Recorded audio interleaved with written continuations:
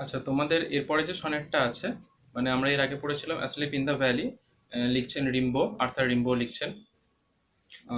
তো সেটাও একটা সনেট ছিল। সেটা আমি বলেছিলাম যে সেটা পেট্রার্কান সনেট ছিল। তো একবার বলে দিই ছোট করে। সেটা হচ্ছে যে সনেট,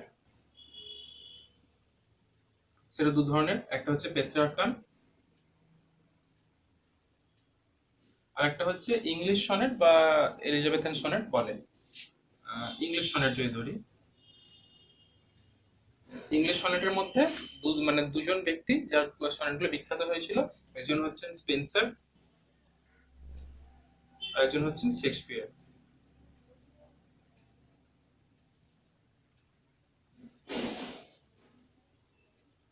তো ইটালিয়ান সনেট বা পেট্রার্কান সনেট, সেখানে থাকছে তোমার 8+6, প্রথমে 8টাকে বলছে অক্টেভ আর শেষের 6টাকে বলছে সেস্টেট। আর ইংলিশ সনেট কি থাকছে, স্পেন্সারিয়ান সনেট বা শেক্সপিয়ারিয়ান সনেটের মধ্যে কি থাকছে, তোমার 4 লাইনের 3টে থাকছে, 3 কোয়ার্ট্রেন্স আর একটা রাইমিং কাপলেট। মানে 14 লাইনের মধ্যে শেক্সপিয়ারিয়ান সনেটের যে বৈশিষ্ট্যটা বা ইংলিশ সনেটের যে বৈশিষ্ট্যটা, সেটা হচ্ছে যে 14টা লাইন থাকছে, 4 লাইনের 3টে থাকছে,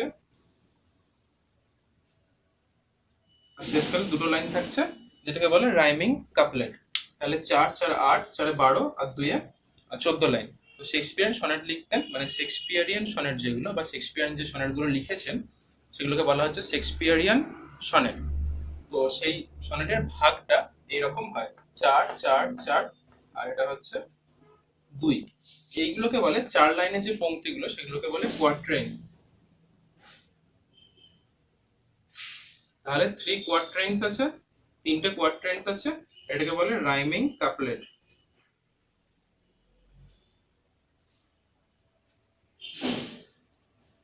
ঠিক আছে।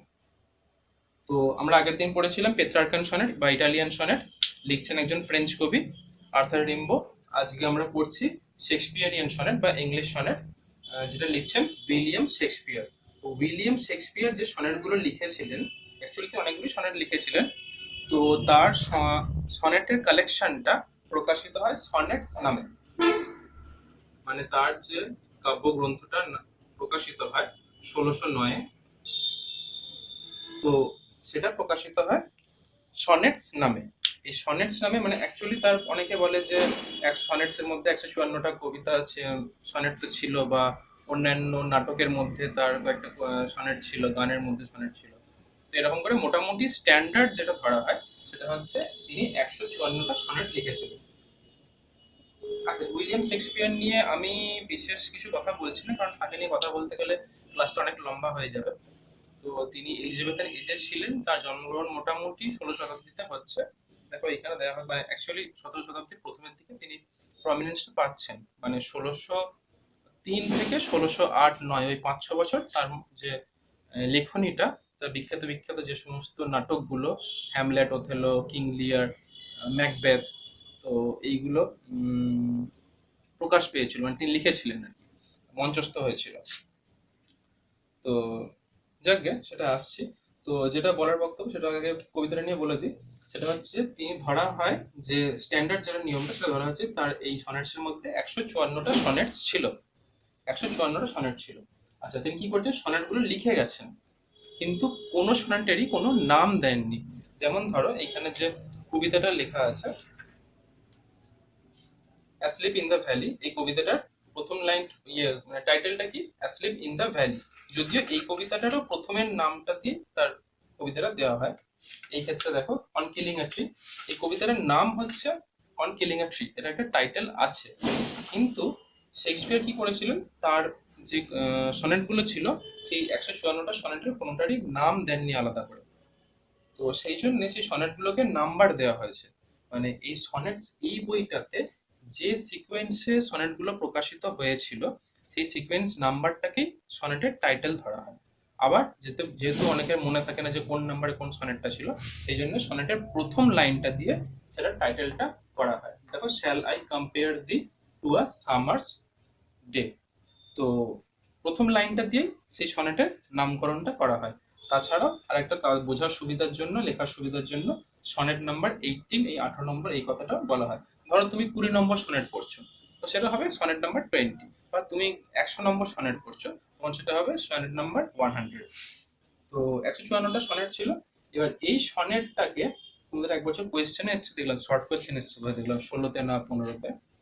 তো সেটা জানা দরকার, সেই জন্য এই সনেটটাকে দুটো ভাগে ভাগ করা হয়। একটা হচ্ছে নাম্বার 1 to 126, আর তারপরে শেষকালে 127 থেকে 154, মানে মোট 28। প্রথম 126টা আর পরের 28টা। প্রথম 126টা সনেট আর পরের 28টা সনেট।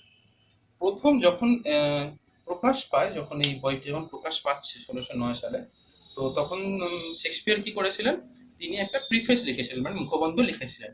সেখানে তিনি এই সনেটগুলো উৎসর্গ করছেন, এইটা বলছেন to a certain mister W H, to a certain mister W H. আর এটাকে এই 28টা যেটা আছে সেখানে তিনি বলছেন ডার্ক লেডি, মানে কালো কৃষ্ণকায় বর্ণযুক্ত যে মহিলাটি ছিলেন, তাকে বর্ণনা করা হচ্ছে। তো এই সনেটগুলো প্রথমে 126টা সনেট পড়লে বোঝা যায় যে এই সনেটগুলো কোনো ব্যক্তিকে নিয়ে লেখা, কোনো ব্যক্তির সৌন্দর্য নিয়ে, তার যৌবন নিয়ে কথাটা লেখা। এবার এটা অনেকে অনেক রকম বলে, এটা মানে তোমাদের স্টাডির নয়, তাও শুনে রাখো। ডব্লিউ.এইচটা অনেকে বলে উইলিয়াম হার্বার্ট, অনেকে বলে উইলিয়াম হিমসেলফ, মানে যেহেতু উইলিয়াম শেক্সপিয়ার লিখছেন। আচ্ছা, তো যেহেতু উইলিয়াম শেক্সপিয়ার লিখছেন, তো বলা হচ্ছে যে উইলিয়াম হিমসেলফ, এই যে ডব্লিউ আছে, উইলিয়াম হিমসেলফ এটা বলা হয়। আবার অনেকে বলে আহ, উইলিয়াম হার্বার্ট বলে একজন ছিলেন, তো তাকেও তিনি উৎসর্গ করেছিলেন। আচ্ছা, আর ডার্ক লেডি বলা হয় ম্যারি পিটন।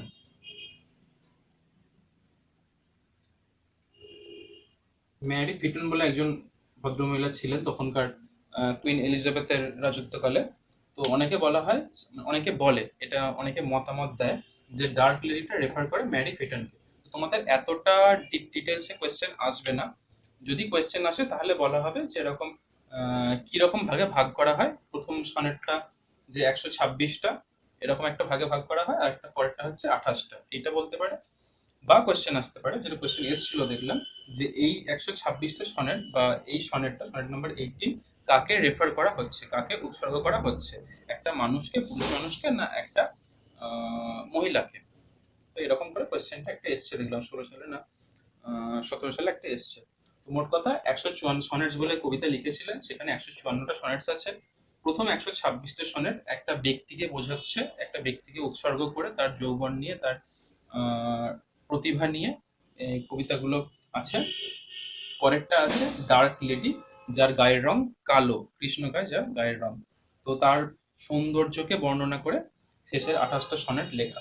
সনেটগুলো লেখা হচ্ছে কি ধরনের, উইলিয়াম শেক্সপিয়ার নিজস্ব ধরনের সনেট লিখেছিলেন, নিজস্ব মিটারে বা তোমার নিজস্ব স্ট্যান্জা প্যাটার্নে লিখেছিলেন। স্ট্যান্জা প্যাটার্নটা কিরকম, 4 4 4 2, এই তিনটাকে বলে কোয়াট্রেন, আর এটাকে হচ্ছে রাইমিং কাপলেট। এই দুটোর শেষকালে দেখবে মিল আছে, শেষকালে দুটো লাইনে দেখো সি আর এখানে ডি, আর এইগুলোর মধ্যে অল্টারনেট লাইনে মিল আছে। এগুলো তোমার একটু মিটার স্টাইল বলে এটাকে। এটা তোমার হচ্ছে A B A B, C D C D, E F E F, G G, এরকম এরকম করে বলে। মানে এটার সঙ্গে এটা, এটার সঙ্গে এইটা, এটার সঙ্গে এটা, এটার সঙ্গে এটা, এটার সঙ্গে এটা, এটার সঙ্গে এটা, আর এই দুটো একসঙ্গে মিল। A B C D C D, E F G G, এরকম করে ওটা বলে। আর এগুলো তোমাদের আসবে না, এগুলো জেনে রাখতে পারো। আচ্ছা, এখানে তোমাদের বলেছে শ্যাল আই কম্পেয়ার দি। আচ্ছা, আরেকটা জিনিস সেটা হচ্ছে যে এখানে ল্যাঙ্গুয়েজটা, এখানে শেক্সপিয়ার যে সময় লিখছেন, মানে 17 শতাব্দীতে লিখছেন তিনি, তো তখনকার ল্যাঙ্গুয়েজটা, ইংলিশ ল্যাঙ্গুয়েজটা এখনকার ইংলিশ ল্যাঙ্গুয়েজের থেকে একটু আলাদা ছিল। তাছাড়াও মানে কবিতাতে কিছু স্পেশাল ধরনের ওয়ার্ডস ইউজ করা হতো। দেখো এখানে লেখা আছে দি, এটা মানে হচ্ছে ইউ, মানে ইউটাকে তখন ওরা কবিতাতে দি বলতো। বলে না তোমার হতে বহু দূরে, এই তোমা মানে তোমার হতে, তোমার হতে মানে তোমার থেকে। মানে যেমন কদিন আগে পর্যন্ত রবীন্দ্রনাথ ঠাকুরও বিদ্যা বিদ্যাসাগর, রাজা রামমোহন রায়, বঙ্কিমচন্দ্র সবাই সাধু ভাষাতে গদ্য লিখে গেছেন, তো কবিতাও লিখেছেন। তো তখনকার দিনে এই ধরনের একটা ল্যাঙ্গুয়েজ ইউজ করা হতো। তো চেষ্টা করো এইটা সমিতি পড়ার এবং মানেগুলো বুঝে নেওয়া যে এইটার ইংলিশ মানে প্রেজেন্ট ইংলিশ কাউন্টার পার্ট কোনটা। যেমন দিটার প্রেজেন্ট ইংলিশ কাউন্টার পার্ট হচ্ছে you. Shall I compare thee, তোমাকে কি আমি তুলনা করব, টু আ সামার্স ডে, একটা গ্রীষ্মের দিনের সঙ্গে। এটা হচ্ছে আমাদের কবিতাটা। উইলিয়াম শেক্সপিয়ার, যিনি জন্মগ্রহণ করছেন 1564 সালে এবং মারা যাচ্ছেন 1616 সালে, ওয়াজ ফেমাস ইংলিশ পোয়েট, তিনি একজন ইংল্যান্ডের কবি ছিলেন অ্যান্ড ড্রামাটিস্ট এবং নাট্যকার ছিলেন in the 16th century. Internet 16 শতাব্দীর একজন বিখ্যাত নাট্যকার এবং কবি ছিলেন। হি রোড সনেটস, তিনি সনেট লিখেছিলেন। ট্র্যাজেডিস, ট্র্যাজেডি একটা নাটকের ধরন। আমরা যেটা ট্র্যাজেডি ট্র্যাজেডি বলি সাধারণত, আমরা যে ট্র্যাজেডিটা এখন ব্যবহার করি মর্মান্তিক, সেটা নয়, ট্র্যাজেডি একটা ধরন। কমেডি, আমরা যেটা কমেডি বলতে মজার যে কথাটা বলি সেটা নয়, কমেডি হচ্ছে একটা পার্টিকুলার নাটকের ধরন যেখানে সাধারণত সব ক্যারেক্টারগুলো একসঙ্গে এসে মিলে যায়। তোমরা টেলস ফ্রম শেক্সপিয়ার পড়েছো, সেখানে তোমরা অ্যাজ ইউ লাইক এটা দেখছো যে শেষকালে এসে সবাই আবার মিলে যাচ্ছে, এই গার্ডেন অফ ইডেনে আবার সবাই ফিরে যাচ্ছে।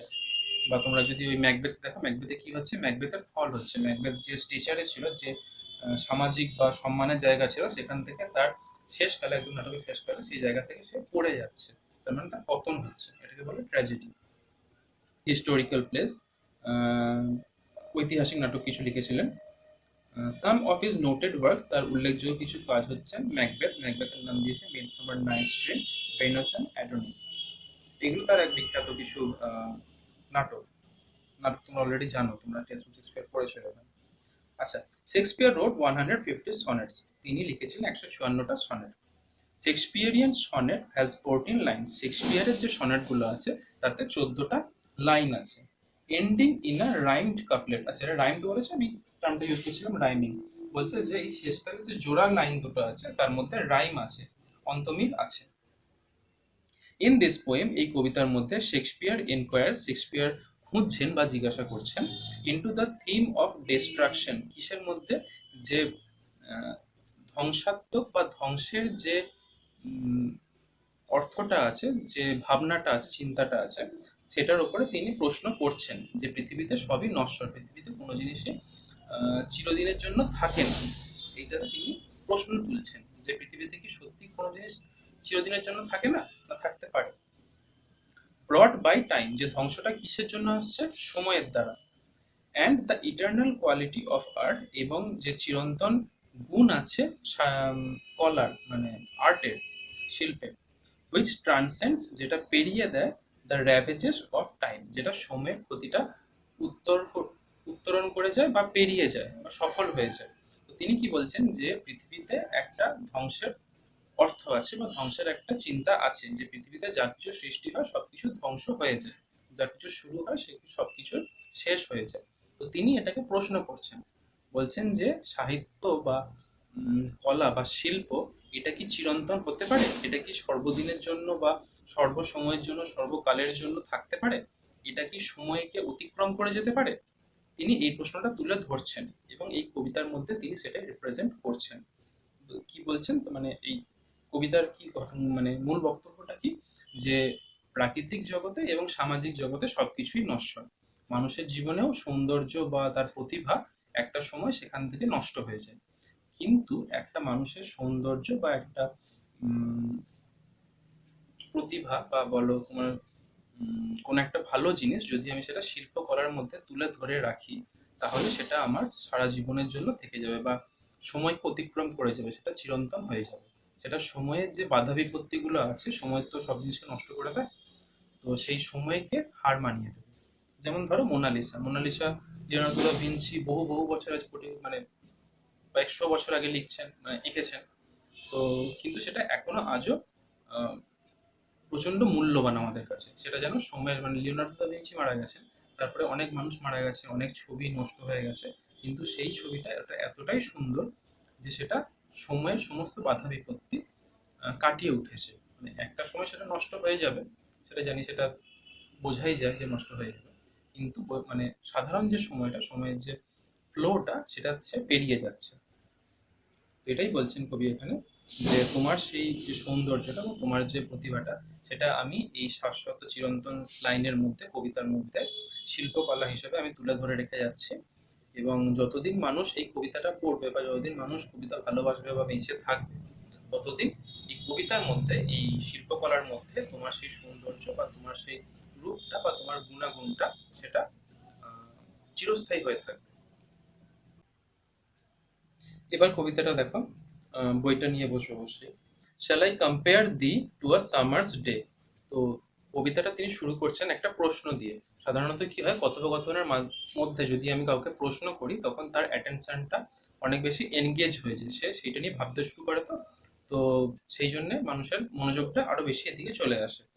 আর এটাকে বলে রেটোরিক্যাল কোয়েশ্চেন, মানে যে প্রশ্নটা তিনি করছেন বা যে প্রশ্নটা করা হচ্ছে, সেই প্রশ্নের মধ্যে উত্তরটা আছে। Shall I compare the to a summer's day, তোমাকে কি আমি তুলনা করবো একটা গ্রীষ্মকালের দিনের সঙ্গে? তো বলছেন যে আমি করবো কিনা জিজ্ঞেস করছেন। তো বোঝা যাচ্ছেন যে তিনি কবিতাতে কাউকে তিনি গ্রীষ্মের দিনের সঙ্গে তুলনা করছেন বা করতে চলেছেন। আচ্ছা, সামার। উইলিয়াম শেক্সপিয়ার ইংল্যান্ডের কবি ছিলেন। তো ইংল্যান্ডের সামারটা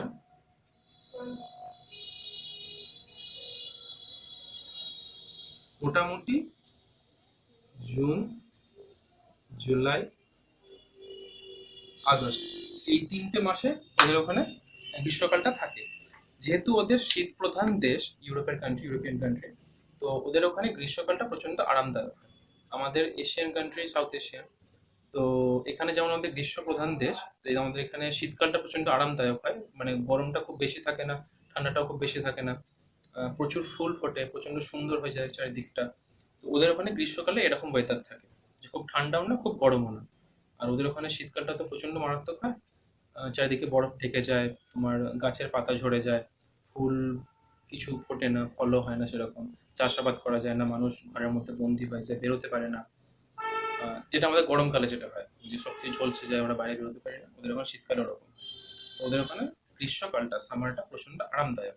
তো তিনি সেরকম একটা সুন্দর জিনিসের সঙ্গে তিনি তুলনা করছেন, যে তোমাকে কি আমি, মানে বলছেন যে আমি তুলনা করবো কিনা, কিন্তু অ্যাকচুয়ালি তিনি তুলনা করছেন এখানে।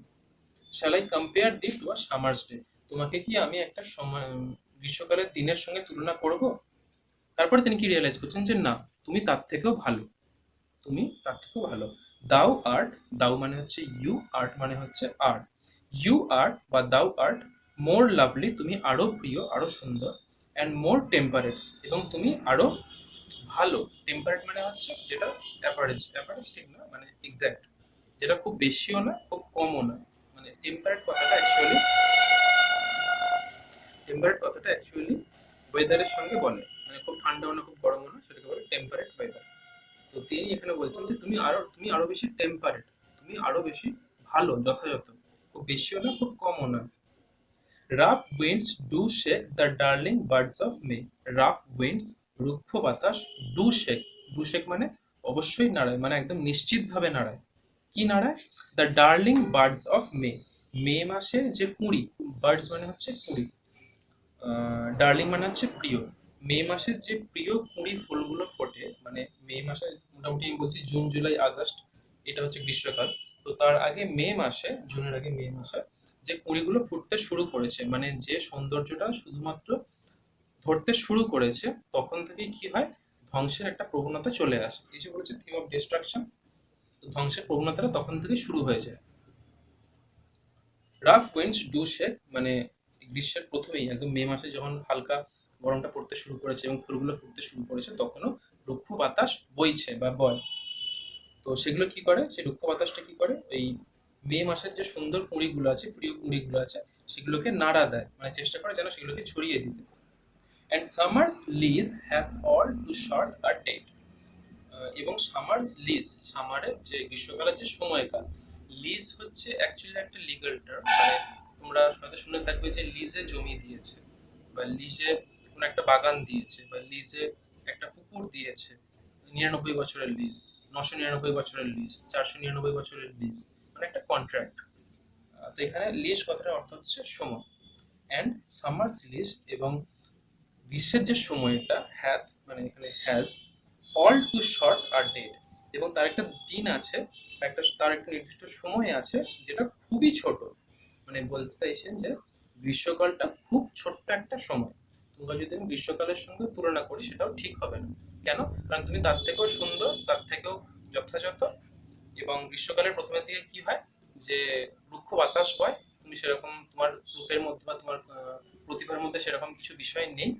এবং এই সামারের যে সময়টা, গ্রীষ্মকালের সময়টা খুব ছোট, তোমার সেই সৌন্দর্যের সময়টা বা তোমার সৌন্দর্যটা অতটা ছোট না।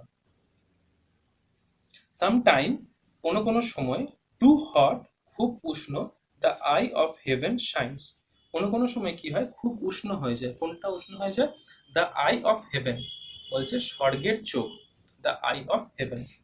এইটা এটাও কোয়েশ্চেন এসেছিল দেখলাম।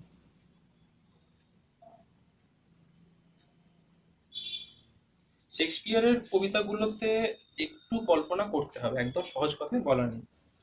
তো হেভেন, হেভেন হচ্ছে স্বর্গ। স্বর্গ কোথায় থাকে সাধারণ মত অনুযায়ী? আকাশে।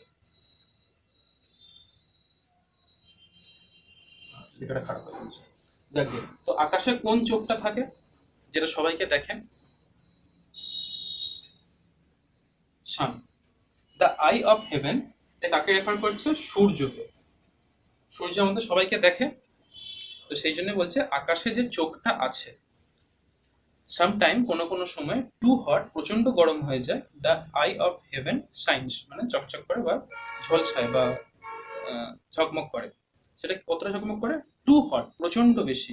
কোনটা? দ্য আই অফ হেভেন, সূর্যটা। তো কোনো কোনো সময় কি হয়, সূর্যটা প্রচন্ড গরম হয়ে যায়। মানে কি হয়, সামারে ওদের ওখানে সামারটা আরামদায়ক হলেও সামারের মধ্যে কোনো কোনো সময় কি হয়, প্রচন্ড গরম হয়। দেখবে শীতকালে দুপুর 12টার সময় তোমাকে যদি বলি ছুটে বেড়াও ছুটে বেড়াও, বা জানুয়ারি মাসে তোমাকে যদি বলি, মোটামুটি ডিসেম্বর জানুয়ারিতে আমাদের ঠান্ডা থাকে, তাও কি হয় একটা সময় কি হয় আমাদের গরমটা করে। ওদের ওখানেও সেইটা হয়, যে কোনো কোনো সময় কি হয় যে ওই সূর্যটার আলোটা নেওয়া যায় না, প্রচন্ড গরম হয়ে যায়। সেই জন্য বলছে তোমাকে আমি সামারের ডে সঙ্গে তুলনা করতে পারবো না, কারণ সামারেতে একটা সময় থাকে যেখানে সূর্যটা প্রচন্ড গরম হয়ে যায়, সেটা অস্বস্তিকর। তোমার রূপ বা তোমার প্রতিভাটা অস্বস্তিকর নয়। And often his gold complexion deemed, এবং বেশি অনেক সময়, অফেন মানে প্রায়, his often is his gold complexion, তার যে সোনালী যে রংটা আছে, আভাটা আছে, ডিম, ডিম মানে হচ্ছে মৃদু হয়ে আসে। ডিম লাইট বলে না, যে আমরা যেটা ড্রিম লাইট বলি, যেটা আমাদের ওই হালকা লাইট যেটা জলে রাত্রিরে, সেটা মানে ড্রিম লাইট বলি, কিন্তু অ্যাকচুয়াল কথাটা হচ্ছে ডিম লাইট। ডিম মানে হচ্ছে মৃদু, মানে এই মৃদুটা আবার শুধুমাত্র আলোর ক্ষেত্রে ব্যবহৃত হয়। সুতরাং ডিম মানে হচ্ছে মৃদু আলো। বলছে অ্যান্ড অফেন এবং কোন প্রায়ই, is his gold complexion, is his, his মানে এখানে সূর্যের, সূর্যের যে গোল্ড কমপ্লেকশন আছে, সূর্যের যে সোনালী আভাটা আছে, ডিমড মানে সেটা মৃদু হয়ে আসে। কেন মৃদু হয়ে আসে? কারণ মেঘ আসতে পারে বা সন্ধ্যের সময় আমরা সেটা মৃদু হয়ে যায়। সেই জন্য কি বলছেন, যে সূর্যটা যেটা ওঠে, যেটা আমাদের আরাম দেয় গ্রীষ্মকালে, তোমাকে তো আমি গ্রীষ্মকালের সঙ্গে তুলনা করছি, তো গ্রীষ্মকালে যে সূর্যটা আলো আলো দেয় আমাকে, সেটা কখনো প্রচন্ড গরম হয়ে যায় আমাদের কষ্ট দেয়, বা কখনো সেটা তার সোনালী যে আভাটা সেটা মৃদু হয়ে আসছে। and every fair from fair sometime declines, and every fair এবং প্রত্যেক সুন্দর জিনিস, from fair তার সৌন্দর্য থেকে, sometime কোনো কোনো সময়, declines মানে পড়ে আসে। মানে ধরো এটা একটা খুব সুন্দর অবজেক্ট, একটা ফুল, এটা খুব সুন্দর, প্রচন্ড সুন্দর। এই যে সৌন্দর্যটা, সৌন্দর্যের যে সীমানাটা আছে বা গণ্ডিটা আছে,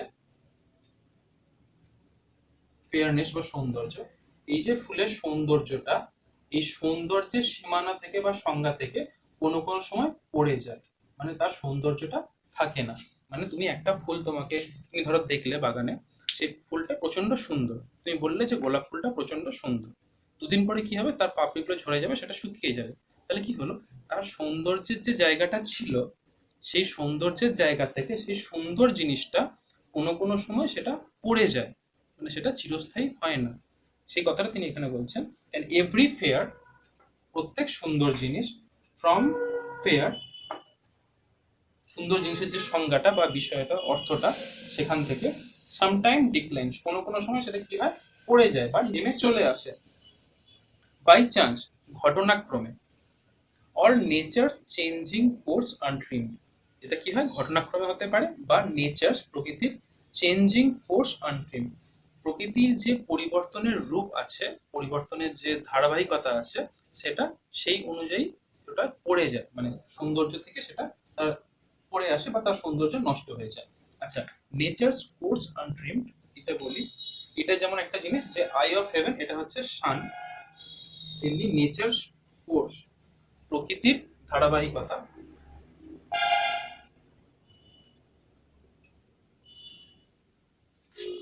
আনট্রিমড, ট্রিম মানে হচ্ছে ছাঁটা, ট্রিম মানে হচ্ছে ছাঁটা, আনট্রিমড মানে অছাঁটা, মানে যেটাকে ছাঁটা যায় না।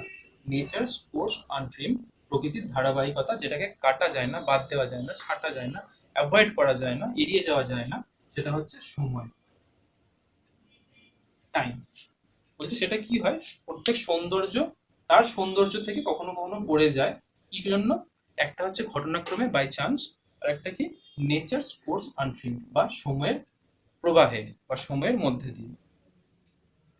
But thy eternal summer shall not fade, কিন্তু তোমার, দাই হচ্ছে your, but thy eternal summer, eternal হচ্ছে চিরন্তন বা শাশ্বত, যেটা সবসময় ধরে চলে যাচ্ছে, ইটার্নাল মানে হচ্ছে শাশ্বত, মানে যেটার বিনাশ নেই। দাই ইটার্নাল সামার, তোমার শাশ্বত বা চিরন্তন যে গ্রীষ্মকালটা, মানে সৌন্দর্যটা, শ্যাল নট ফেড, সেটা ধুয়ে যাবে না, সেটা চটে যাবে না, সেটা নষ্ট হয়ে যাবে না। Nor lose possession of that fair thou owest, এবং সেটা তার অধিকার ছাড়িয়ে যাবে না, যেটা সে ডিজার্ভ করে, তার যে প্রাপ্য অধিকারটা আছে, মানে তুমি একটা খুব সুন্দর বিষয়, সাপোজ ধরে নিচ্ছি আমি যে মানুষটার কথা তিনি বলছেন, বলছেন যে তুমি একটা খুব সুন্দর একটা মানুষ, বা তোমার মধ্যে খুব ভালো কোয়ালিটিস আছে, বা তুমি দেখতে প্রচন্ড সুন্দর, বা তুমি খুব ভালো কোনো কাজ করতে পারো। তো বলছে কি, যে তোমার এই যে অধিকারটা আছে সুন্দর হওয়ার, বা সুন্দর কাজ করার, বা সুন্দর থাকার, বা সুন্দর রাখার, সেখান থেকে কি হবে না, কখনো তুমি সেইটার পজেশনটা, সেই অধিকারটা কখনো তুমি লুজ করবে না। এমন যে হ্যাঁ ঠিক আছে, আজকে আমি ভালো কাজ করছি, ভালো কাজ করছি আমি, আহ, ধরো আমার পা কাটা গেল, বা আমার কোনো একটা ঘটনা ঘটলো, আমি আর ভালো কাজটা করতে পারলাম না, এরকম হতেই পারে মানুষের লাইফে, এরকম প্রায়ই হয়। ধরো কেউ খুব ভালো আঁকতে পারে, তো তার কি হলো, তার কোনো রোগ হলো, সে আর আঁকতে পারছে না, সেরকম হতে পারে। তো তিনি বলছেন যে তোমার যে অধিকারটা আছে সৌন্দর্যের, সেই অধিকার থেকে তুমি কখনো বঞ্চিত হবে না। নর লুজ পজেশন, তুমি তার অধিকার হারাবে না, অফ দ্য ফেয়ার, সেই সৌন্দর্য, দাও ওয়েস্ট, ইউ, দাও হচ্ছে ইউ, ওয়েস্ট মানে তোমার যেটা প্রাপ্য, মানে প্রাপ্য অধিকার থেকে তুমি কখনো বঞ্চিত হবে না। নর শ্যাল ডেথ ব্র্যাগ, আর কি করবে না, যে ডেথ ব্র্যাগ করবেন, ডেথ মানে হচ্ছে মৃত্যু, মৃত্যুকে এখানে একটা মানুষ হিসেবে কল্পনা করা হয়েছে, ঠিক আছে। মৃত্যু কি করবে না, মৃত্যু বড়াই করবে না, মৃত্যু বলবে না যে হ্যাঁ দেখ বেটা আমি ওকে মেরে দিয়েছি, শেক্সপিয়ারকে বলবে তুই ওর নামে কবিতা লিখছিলিস, দেখ আমি মৃত্যু, আমি এর কাছে এলাম, আমি ওকে মৃত্যু মেরে দিলাম, আর তা ওর যে সৌন্দর্যটা ছিল সেটা সব নষ্ট হয়ে গেল। তো মৃত্যু এই নিয়ে বড়াই করতে পারবে না, ব্র্যাগ হচ্ছে বড়াই করা। মানেগুলো আমি অলরেডি লিখে দিয়েছি নিচের দিকে। ব্র্যাগ মানে হচ্ছে বড়াই করা। নট শ্যাল ডেথ ব্র্যাগ, বলছে মৃত্যু বলে যে পার্সনটা আছে, মানে কল্পনা করে নিচ্ছেন তিনি মৃত্যু একটা পার্সন, সে কি করতে পারবে না, বড়াই করতে পারবে না, কি বড়াই করতে পারবে না, দাও ওয়ান্ডারেস্ট, দাও মানে হচ্ছে ইউ, ওয়ান্ডার মানে হচ্ছে যে উদ্দেশ্যহীন ভাবে ঘোরাটাকে বলে wonder, wanderest in his shade, তোমার তার ছায়াতে, মানে সাপোজ ধরো এটা হচ্ছে একটা, এটা ডেথ,